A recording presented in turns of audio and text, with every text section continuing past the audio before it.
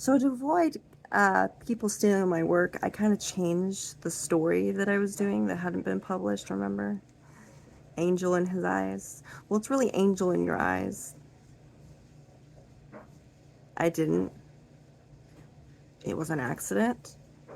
But the real story is angel in your eyes, okay? But at least, you know, if I change it,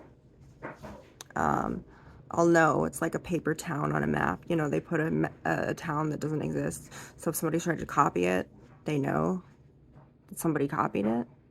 So, yeah. This hasn't been published yet. I hope to. And I have spent, countless hours on this story. So, we're going to get to chapter 2.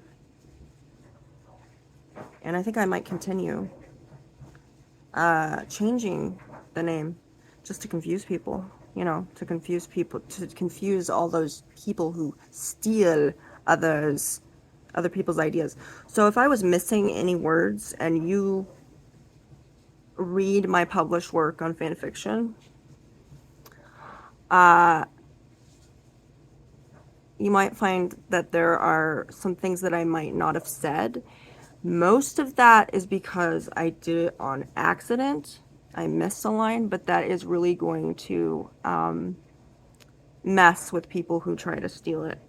And keep in mind, if you're going to steal my work, I'm going to constantly be changing it. And yeah, I'll know it belongs to me. So, yeah.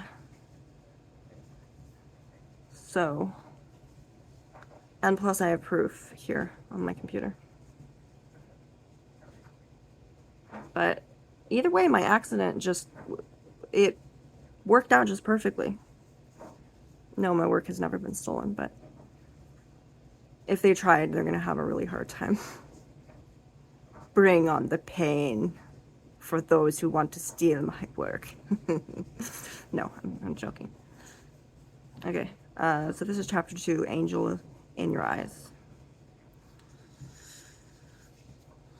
Are you still in there, darling? Amelie heard a distant and rather muffled voice coming from the other side of the door. She woke up on her bedroom floor when she realized she must have fallen asleep right after he had locked her in there. Yes, of course I am. Where else could I be? What's that, my sweet? Amelie heard the door jiggle, the bolt click, and then swiftly glide out of place. Oh, nothing. Just glad you're home, I guess.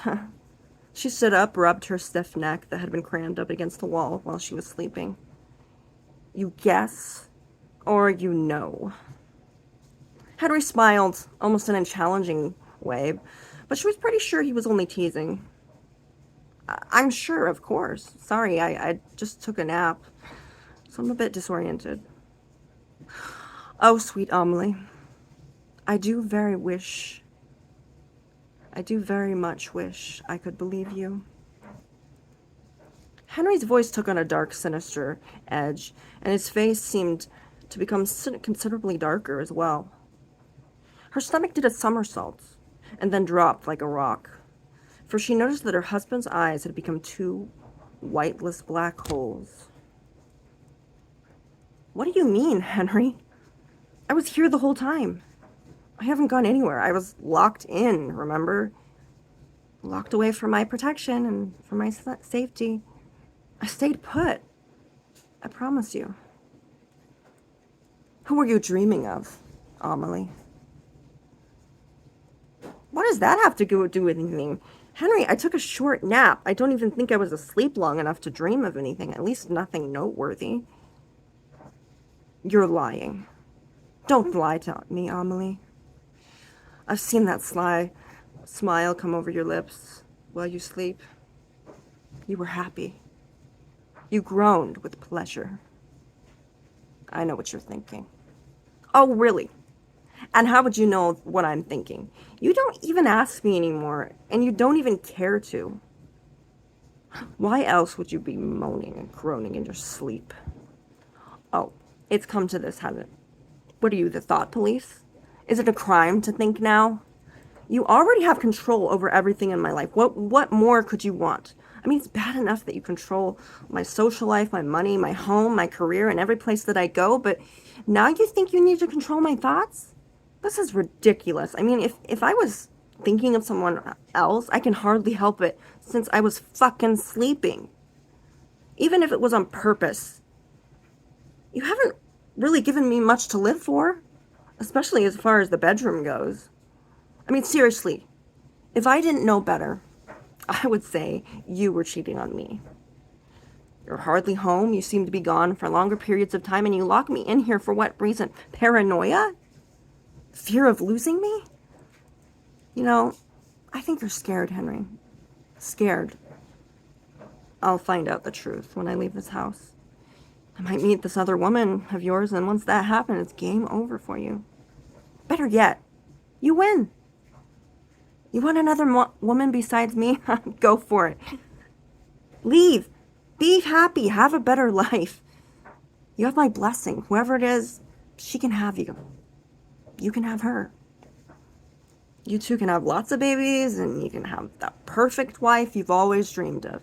I won't be insulted. I won't be offended. In fact, I'd be relieved that you were out of my life, and you left me alone to my own devices.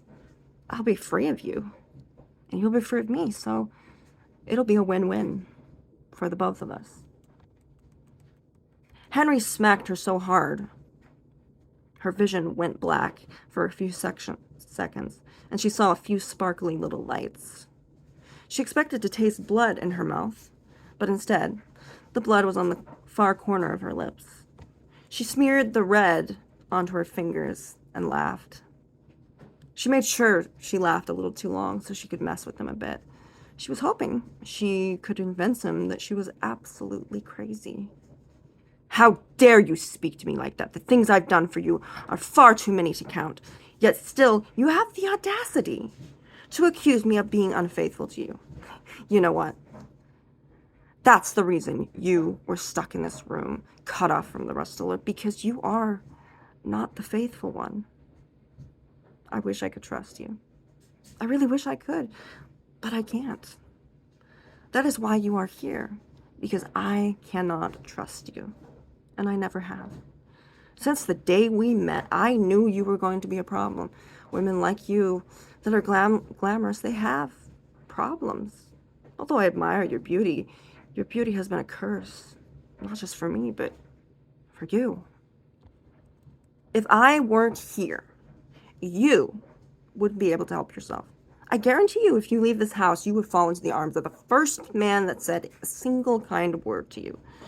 Don't you see? I'm protecting you from yourself. You are unmanageable. You are unpredictable. Just admit it, Emily. You're an absolute heartbreaker. You break men's hearts without even trying. I'm sure it's not your intention, but it's just in your nature. You just can't help it. It's who you are. And that's why I'm here to help you. To aid you and to guide you so that you can become more in control of who you are. You know what, Henry? For the first time, I see you for who you really are. You are a liar, fluent in bullshit. I'm not going to tolerate it anymore. I'm not going to take it. You pushed me down so many times. You kicked me when I was down. You brought me to my lowest point, and you expected me to go lower. How am I supposed to... How low am I supposed to go for you to be happy? How subdued am I supposed to be for you to be content? Will I ever be good enough for you? I have been the perfect wife for you, but it seems perfect is not perfect enough for you. Henry, you will never find the perfect woman, because a perfect woman does not exist. I'm tired of trying to be good enough for you. I'm tired of trying to be absolutely perfect just for you. I've sacrificed so much for you. I gave up my career. I gave up everything outside of this house just for you. And you know what you gave me?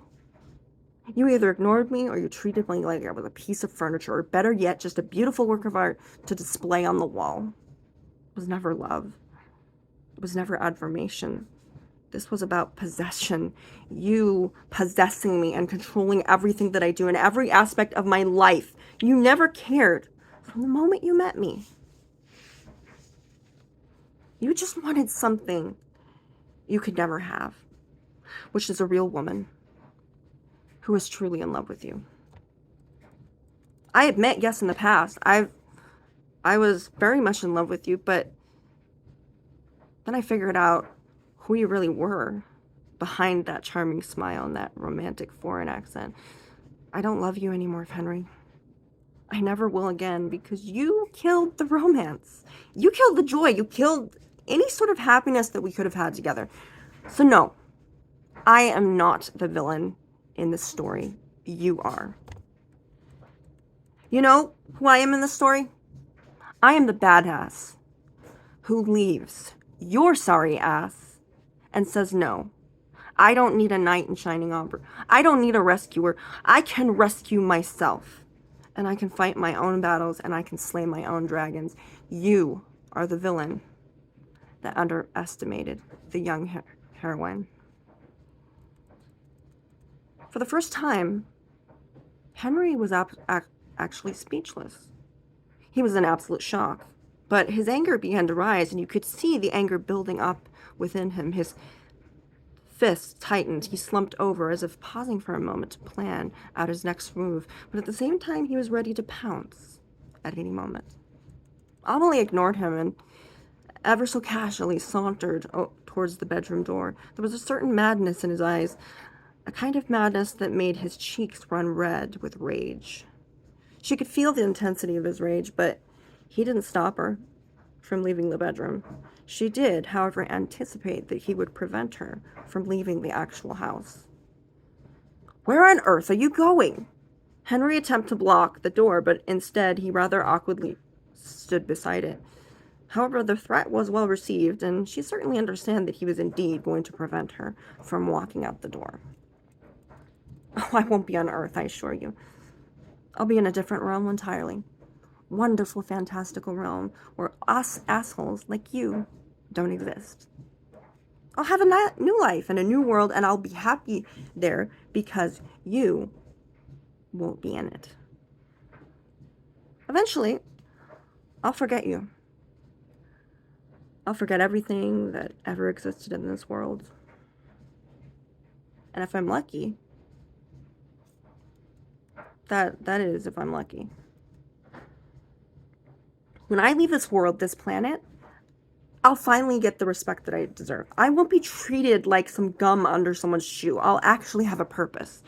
I'll have a job, and I won't feel worthless and small and unimportant, not to mention insignificant.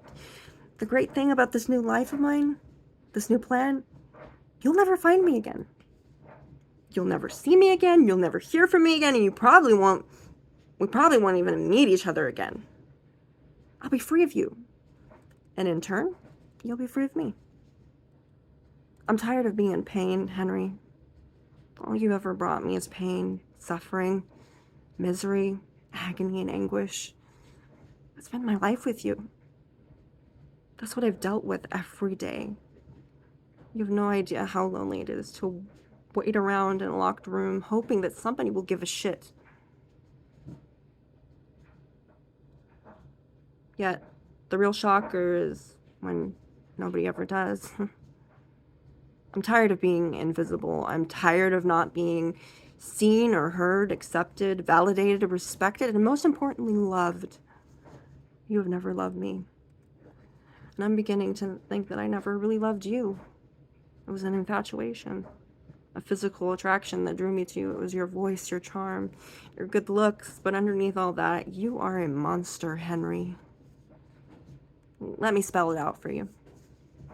How horrible you are. I would rather love a demon from the depths of hell and spend eternity there than have to love and spend an eternity with you.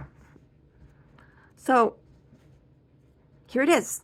Your eternity with me has ended. Your subscription has expired, and the contract between you and me has been canceled. We are finished. The road has come to a dead end, and I have chosen an alternative route. A route that I'm not turning back from this time. I've sacrificed so much for you, and now it's time for me to finally take care of myself. Breathe easy, and finally be at peace. I hope you find happiness, but at the same time, I hope you see the error of your ways. You really are crazy, aren't you? You have no idea where you're going. You're speaking in riddles. Everything you say is just pure nonsense. You are completely clueless. Do you actually think that you can manage going out there in the real world, making a new life for yourself? You hardly made a life for yourself here. What makes you think the world out there is going to be any better for you? There are no other worlds. There's only this one. And I assure you, you will not find a place in it. I don't know what world of make-believe or what fantasy land you live in, but eventually you're going to have to come back to reality and face that you're not any better without me. Once you leave, you'll see. The world out there is a dangerous place and it's not quite as forgiving as I am. The world isn't safe, not like it is here. I know it sounds cliche, but I really think that you will regret leaving this house. Forgiving? That's a joke. You aren't forgiving. You're bitter and cruel. You're angry and often absolutely merciless. No, I won't regret leaving you. You are the one that will regret it. This place here, this prison you've made for me here, it's not safe and it never has been. Yes, the world is dangerous, but so is every other world out there. But the danger is worth the risk, especially if that means you truly get to live your life the way you want to. I'm going to live, and I want to have freedom, happiness, and peace. I will regret nothing. Yes, I am better off without you. I always have been. Please be a dear. Don't try to get in my way. For the first time, Henry looked completely unsure of himself, that he resorted to the one thing that he knew best, which was violence. He decided he wanted to strangle her one last time. Perhaps this would be the last time. It was quite obvious that he had murder on his mind. She could see it in his eyes, but instead, stiffening up and freezing like she usually did, she put her hand up as if signaling him to stop. A miraculous thing happened. He did stop.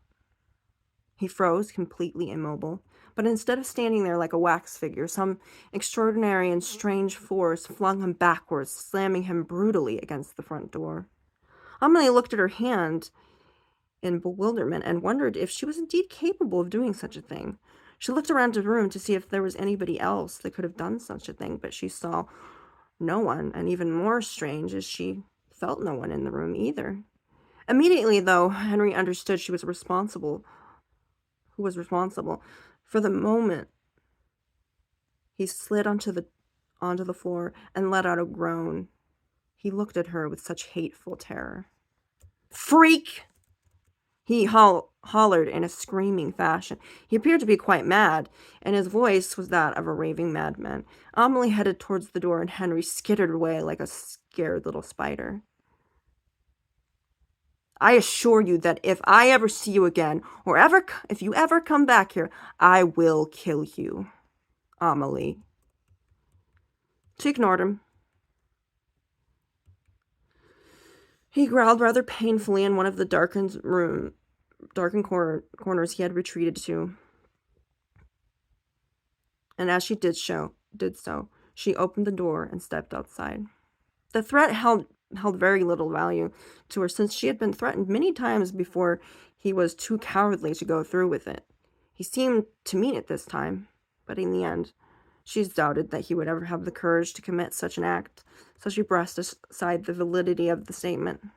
She then went on her way to the old construction site, which, considering, was actually a very long trek from where she lived, but she was young, and yes, she had fully functioning legs, but it was still quite an extended journey.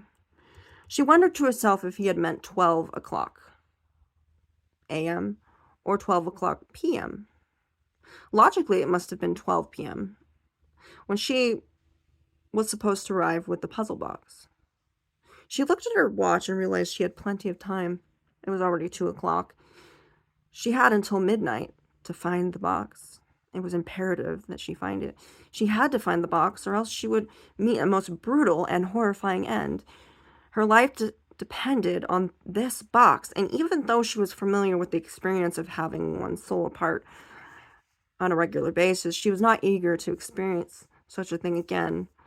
Torture might have been something that was quite normal to her, but to have to go through more seemed a bit overkill. Although many people may boast and brag about how they can withstand any kind of torture, torture is never enjoyable. Even if you have a high tolerance for pain, it's something that you train and practice for, but it's not something you would consider to be a pleasant hobby. It is something that is more tolerated than enjoyed. So she wanted to avoid all costs of any unnecessary pain.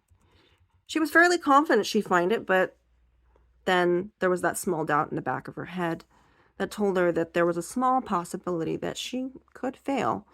When she finally arrived to the abandoned construction site, she remembered that the box had a certain song, a song which I think her pin-covered friend was hoping she would hear.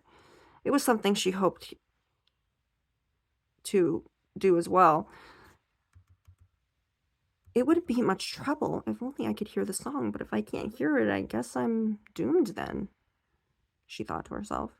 She kept her eyes open. She was vigilant. Her focus was sharper than it had ever been before. After a few moments, she noticed there was a strange hum, the kind of hum you would expect a metal rod to make.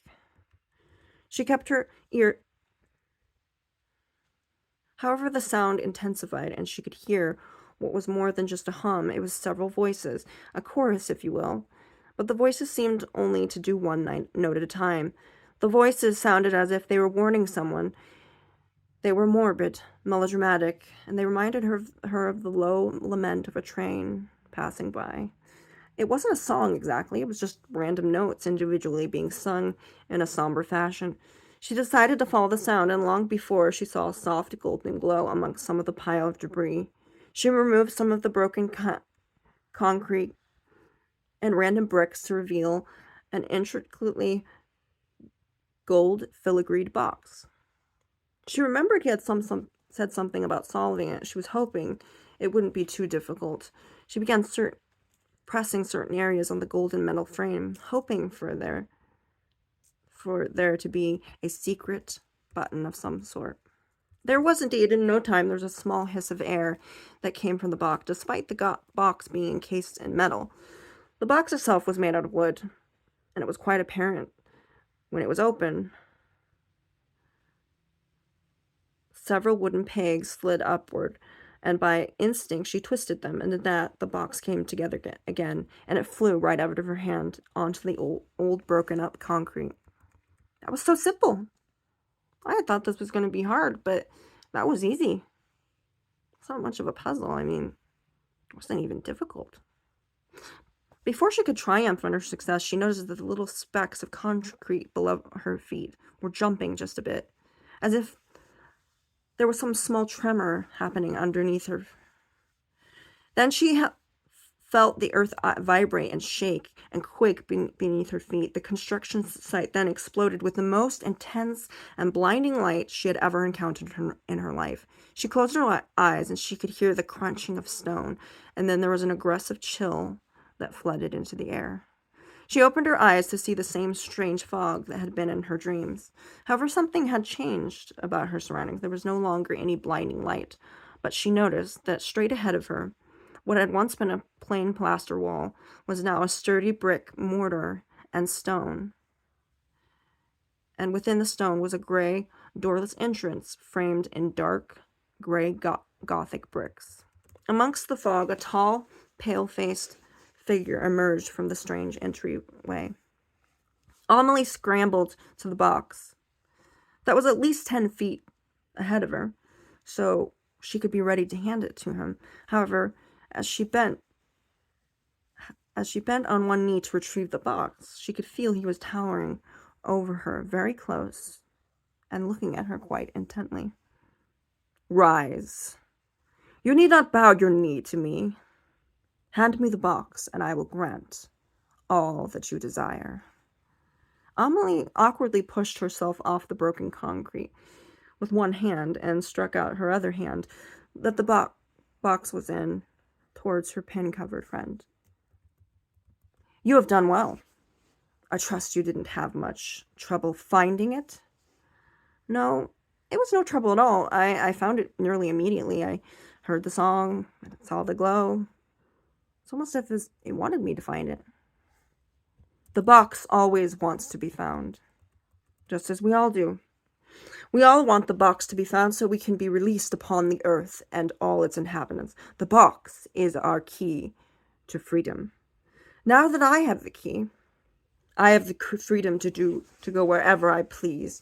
So do the rest of my servants. Thanks to you, I will be unstoppable. Well, I'm glad I could be of help. I really am. I'm really happy for you yet. Anyways, now, what is it that you have in store for me on the other side, so to speak? You shall know soon enough, but first, follow me. The entryway opened into a long, shadowy corridor that smelled of dried blood and crushed bones. The floors and walls were caked on with thick, powdery dust, coating everything like dry icing. It took her a little bit to figure out that the strange dust that clung to every surface was not dead skin cells, but the dust from the long, decayed bones of the people that had died there. It really made her cough on how heavy and arid the air was.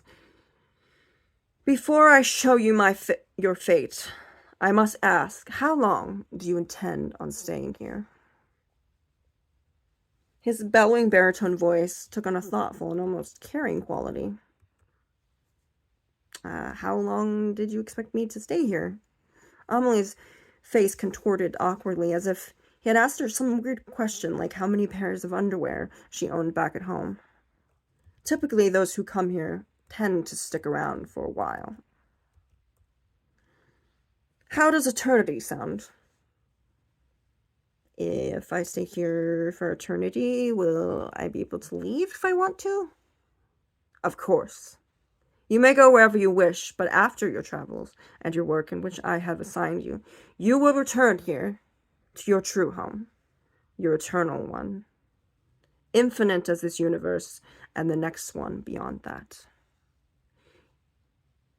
You do realize that humanity does not survive within this domain. So you may have to leave your humanity behind once you enter this realm. Well, I suppose that doesn't sound too bad. I mean, humanity really never suited me anyway. So if my freedom comes at the price of giving up my humanity, I suppose that sounds like a fair exchange. Yes, I imagine it could be, considering that humanity was the main cause of your pain, your suffering, your agony, your anguish, and all your misery. Humanity let you down. It disappointed you. It rejected you. It struck and beat you. And my personal favorite, it tortured you. What has humanity ever done to you? Has it ever benefited you in any way? It gave you life. It gave you a world in which to live. But after that, your existence, humanity abandoned you. It threw you to the dogs. It treated you as refuse upon the earth. So why not give up on humanity, especially after it gave up on you? Yep, fair enough. You made your point. You actually made my point. If I give up my humanity, but if I give up my humanity, will I end up like you? What will happen to me if I become like you are? You will never become like me because there is no one like me anywhere within any universe or realm. You will become immortal, invincible, powerful even. You will become eternal as I am, yes. But you shall be different than those that have come here unwillingly. Slowly your humanity will leave you. It will be stripped away from you bit by bit like the falling petals of a dying flower. Yes, very soon you will know no mercy, no compassion, no other sick, sentimental human emotions. You may not notice anything different at first, but in time, you will grow to appreciate this new way of life. You will enjoy these unusual changes, and eventually you will embrace it. Yes, you will embrace this new form, this new existence. So if you feel anything that is foreign to you, a certain sensation that may not be familiar to you, that is merely the change taking place within your system. You can fight it. Yes, you can fight it as long as you like, but eventually changes will take place. You will not be able to avoid it. Change here is inevitable. However, this change will not happen without your permission and approval. The change will take place and will indeed be your choice and your decision. So I will have nothing to do with it. It will be all you. Nothing changes here without a purpose or a reason. You have a purpose and a reason to be here. You gave me what I wanted, and now I will give you what you want. That was part of the bargain. Now, as much as it sickens me, I must keep my promise to you. It is all part of the bargain, it's all part of the plan, it's all part of the deal and the pact that you made with me. Oh yes, one more thing I must mention. Whatever you do, do not stray. There's an old human saying, curiosity killed the cat. Well, in this case, satisfaction never brings him back. So I advise you to follow me very closely and very carefully. Another bit of advice, if you hear any disturbances, voices, cries for help, don't answer them. I would advise you, don't go looking for them. They do not need your help. They chose their fate, they sealed it, and they are bound to it for all eternity. Many came here willingly, seeking treasure, recognition, power. Some simply came here out of curiosity, but most came because of their undying greed. So, they live out their sentence, a sentence they pronounced upon themselves, although they blame me for bringing them here in the first place. The truth, they brought themselves to this place because of their own free will. Greed and lust for power is one of the greatest flaws of the human race. There is to be consequences, and coming here, they must face them. So I would recommend not to interfere with their suffering. They will ask you to end it. But in order to do that, you would have to execute them. And that is a responsibility I doubt you would wish to bear. Most that suffer here wish for death. So if they ask for your help, they will eventually ask for you to kill them. It's human nature. When you have tremendous suffering and no relief, you long for death, and you welcome it. It is mere selfishness and pure weakness. It is cowardice and laziness of the flesh. You must not give in to it. You must not listen to them. It is best to ignore them. I usually do. That is, most of the time. At that he simply smiled grimly, obviously amused by the fact that he indeed enjoyed listening to their cries, groans, and moans of eternal torment. I'll certainly keep that in mind. Amelie scratched her head in an uncertain fashion. The corridor ended and slid into a massive room made of iron and steel. There was a column of terrifying gargoyle-like creatures, but they stood on all fours, similar to a dog. You could see every muscle and blood vessel on their bodies. They had long snouts, most of them. Some of them slightly resembled Rottweilers, while others just appeared to be terribly mutilated Dobermans. Most were extremely muscular, and while others were fast and lean, and perhaps the most terrifying is that nothing covered their huge, ferocious teeth. There was some, she noticed, that had spikes protruding aggressively from their backbone. The jaws chattered and idly tore into the air, eagerly awaiting fresh meat to tear to pieces. Beyond the column of hellhounds was a throne that was a faded bronze color. It was etched with claw marks, and decorated with the many scratches of human nails. The mutilated dogs made her uneasy with their hungry whimpers and growls. Fear not, they prefer to chase after their meals. So if you see them, don't run. Another thing that provokes them is screaming.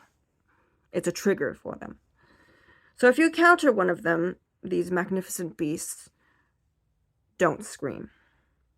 They are natural hunters, so they prefer their prey to be unwilling, terrified, and of course absolutely hysterical. Fear adds to the flavor, and as for running, it is the challenge before the great kill. It makes all the effort worth the chase. They are predators, after all. Can you blame them? He sighed, amusingly. This might seem really stupid, not to mention rather pathetic, but what do you feed these things, exactly? Her face was becoming increasingly uneasy and rather disgusted. What an interesting question. I wouldn't call it stupid. It's an exceptionally brave inquiry, in fact. Very well, I'll tell you. You probably already guessed that they don't dine on simple flesh. They prefer the flesh of humans. And they appear to like it more if that flesh is still alive. Good to know. Did they eat anything else? I mean, do they have any preferences? I suppose I have to dog sit for you. I'd really like to know what they eat and how I'm supposed to prepare it for them. You'll learn in time. Just watch, observe. You'll see how it's done. Are they just like other dogs, or are they all vicious, mean, and predatory? You're wondering if they are as evil as they appear. No. Despite the aggressive and predatory nature, they aren't truly evil. They are simple-minded, so naturally they enjoy simple pleasures: food, warmth, attention. They are extremely loyal, fiercely intelligent, and are nearly impossible to kill. They are naturally strong, and they can outrun anything they set their eyes on. They are perhaps the most endearing creatures in this realm, but nonetheless they are extremely dangerous, and they fear no one, except, of course, me, and the almighty Leviathan. Who is the Leviathan? He is our leader, an entity of great power and mystery. We owe everything to the Leviathan. He is our God and our Savior. We must all serve him and honor him, but above all that is both holy and unholy. Have you ever seen the Leviathan? Have I seen him? No. But there are those that have, and they rot behind bars and decay within their cells. It is said that those who see the Leviathan without permission lose their sight, for the glorious brilliance is too great for the eyes of mere mortals. There was a human who had the privilege of seeing the Leviathan, but it came at a terrible price, for later he lost his sanity completely. He became so mad that no one could make sense of what he said, no matter how long we tortured him. It was all nonsense, so no one to this day truly knows what lies within the eternal shell of the Leviathan. Perhaps it is best that way. How can you worship an entity you've never seen? An interesting question. Why does the human race continue to worship a god in which they have never seen? It is a matter of faith. A matter of heart. You must trust your heart and believe what is unseen is eternal, and what is seen is perishable. There are many things in this world and in the next which we cannot see, but we know for a fact they exist. For instance, truth, justice, temptation, love, happiness, agony, anguish, misery, and pain. Your brain, for one thing, we cannot see it, but it still exists. Your soul is still there, is it not? The soul is not seen by the naked eye, but it still remains to keep you alive, so naturally, it must exist. You must learn to accept that just because you can't see something does not mean that it doesn't exist. Many cannot see me, but I exist, and soon many will not be able to see you, and you will exist for all eternity as I have. Fair enough, but it still sounds rather suspicious to me. That is the end of chapter 2. I have several other chapters in store for you, so be on the lookout.